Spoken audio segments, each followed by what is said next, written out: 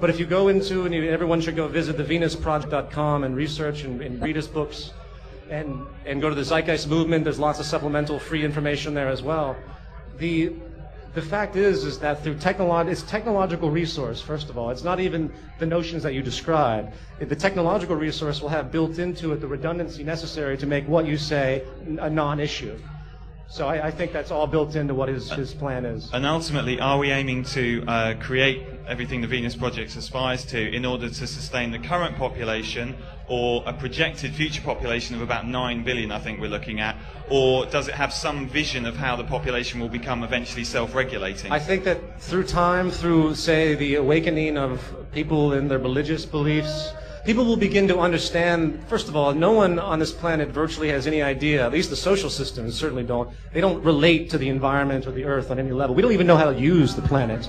So what's going to happen eventually is the awakening will occur. Well, people will begin to realize there's symbiotic connections to the nature and symbiotic connections to each other, and they'll begin to say to themselves, well, if I have a child, what is the ramifications of this? They will begin to understand their relationship just like they think of their financial budget if they have a child. And a consciousness will occur where people will not be regulated, no one will be forced, there won't be a one-child policy or anything like that. If this ever comes to fruition, I think people will naturally, as they become more accustomed and more aware, think less selfishly about having like 10 children, because they'll realize the ramifications of that. Most do not. You have religion that tries to perpetuate this, this constant perpetuation of humanity. They just perpetually have Catholicism. They don't use protection. There's this pumping out of human beings, which is great in its abstraction, but it's not something that is conscious to the state of the planet. So I believe all of those things will resolve themselves based on education, not on not a construct of law at all, but people will begin to realize what their ramifications are. It was very funny. I was having a conversation with Jacques, and he was like, yes, I met someone who had 10 children. I asked her why. I asked, what are they for? And it was one of these weird things that no one thinks about, like, what are your children for? Not that they're to be slaves, but it was like a conscious notion of, why do you have all these children? What's the satisfaction? What you tend to find is people have children because they lack something. They either want tons of love, or they want responsibility, or they lack something personally where they feel the need to have all of this responsibility, or it comes from a religious consciousness where they don't want to have abortions or use protection because their value systems are based on this, this empirical notion that everything is just as it is and I have no control. So I think those things will work themselves out, and it's been talked about in great detail by Jacques. So I think, there's a lot of things I could say on that, but I think it will not be something that has to be regulated. People will grow in consciousness, and they'll begin to understand their relationship, and therefore their childbearing will come into fruition, just like how they treat their environment and how they engage in the environment in general. Yeah, I'm hoping it works out that way too. Thank you very much, because that's really helped me engage with the project. Oh, thank you. I see a lot of hands up. I think I'm just going to have to start at the front and then start passing it back. So, next question. Hi there. Hi. We're currently embedded in an economic situation where money essentially rules the world. How are the powers that be that control all the money going to feel about this alternative system that can eradicate money? And will it be possible to fight against them, since they control all the resources and they control everything that goes with it? Well, as denoted by Jacques, the power systems are not going to give up the monetary system. They're just not going to do it. There's no lobbying to the government for this. What's going to have to happen is what's happening now. It's a failure of the entire structure.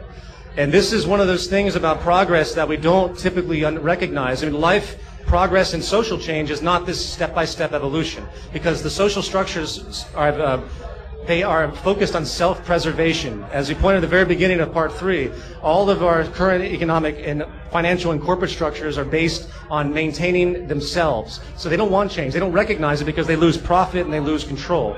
So I believe that what's happening is you're going to have a few steps forward, many steps back, and eventually a big cataclysmic leap forward, or a massive, ridiculous leap back. Because it's either we do something drastically, like have a global awakening to this type of concept as the system fails, as people are put out into the street, as people lose their jobs, they lose their homes. Coming from the United States, it's getting extremely ugly. You have people living in tents. Tent cities are emerging in the United States, which is unheard of for the United States, the wealthiest country in the world, theoretically. So these types of elements, these biosocial influences are what's going to make change. It's going to happen fairly dramatically. And on the conversely, we're going to move into a third world war and completely destroy ourselves, because that's the pattern that happens with these massive economic collapses. So my answer to your question is, you have to start to ignore the system, ignore the power elite, and start working from a grassroots level and start to just move. And the other thing is why I advocate boycotting the military establishment is because if the power elite didn't have the military and the police and the National Guard, they would have absolutely nothing, because no one would be able to stop the awakening. So that's another aspect. They don't have anything but their military structures, apart from, of course, they have their control and their mechanisms, but the mechanisms are only valid through enforcement. And if people actually wake up to the fractional reserve system, they wake up to the fact that the monetary system creates aberrant behavior, they wake up to the fact that, you know, we shouldn't be imprisoning people, we should be trying to figure out why they do what they do and eliminating the root causes of that behavior, that's when things are going to really become a mess for the establishment, and they'll be forced to step aside because people won't tolerate it anymore. So what are the odds of martial law in the States and some kind of an equivalent? What are the odds of martial law in the States being declared? Very high, because and what could be the repercussions? All it takes is one big fear-based bank run, and one major bank run on a major bank will trigger a mass bank run on all banks, and that's what they're trying to psychologically stop. And I know you've had a few bank runs here in London, in the UK, and we have some small ones in the States. But once they do that and the system fails and the unemployment skyrockets, people get all their money out, they're going to have no other choice but to get the National Guard into the streets and impose martial law. That probably won't last very long, because if the system continues, they're not going to have enough money to even pay their soldiers. I'm serious. This is how bad this can get. The system is a Ponzi scheme. It's a pyramid scheme, and it's been 150-year cycle of this expansion, and eventually it's going to have to tilt, and they have to have a massive shakeout. And that's what's happening now, and they're trying their best to make it as comfortable as possible to not get panicked, because it's a psychological game. The moment the public finally feels that inkling of real panic is what they fear. I mean, they want the system to collapse because it makes more dominance for their financial structure, but they walk a fine line, because once it really falls and the people say, fuck this, I'm running to my bank, I'm going to get my guns, and I'm going to sit in my house, you know, this is the type of stuff that's going to start happening, that's when they're going to lose total control, and you're going to see police in the streets, by all means. Sorry. What?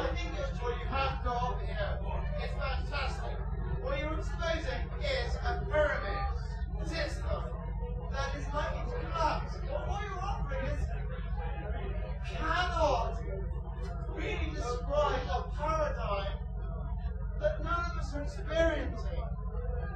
You're selling something none of us yet experienced. I think we have experienced it.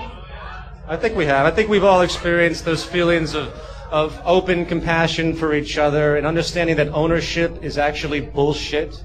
Understanding that property and materialism is not real. I think when we treat each other like family, which is what we really are, genealogically, literally, I mean, we go back far enough, we're all fucking related. I mean, I think it's very real, and I think we do experience it. Well, I disagree. Okay. It's indeed important to be well educated, and this movie is educating people in a way I believe is very good. But what I feel, there is some things I've learned in my life, and greed exists because lack of love. Because people are in lack of love, they are in greed. Sure. And so they want to grasp things, they want to take other things, and they don't realize what they are doing, in effect. Completely. I can relate to that. And this lack of love is because we are all interweaving with each other, and if we start to open our hearts for all of us, also for those people who are in greed, but we choose what you tell, we choose what we want in our life by indeed doing boycotts, not taking part in all these actions. But we open our hearts, we truly forgive all these people. Right. They cannot be in greed anymore. Greed will just vanish. Right. Because if I love you, you cannot be greedy of me. You don't have to take anything from me anymore. Right, which is the ultimate state of having a system where things are just available. Because if you have things available, I'm just going to jump to this very quickly because there's many different angles here, but if you have, so you can walk into a grocery store and get the food that you need,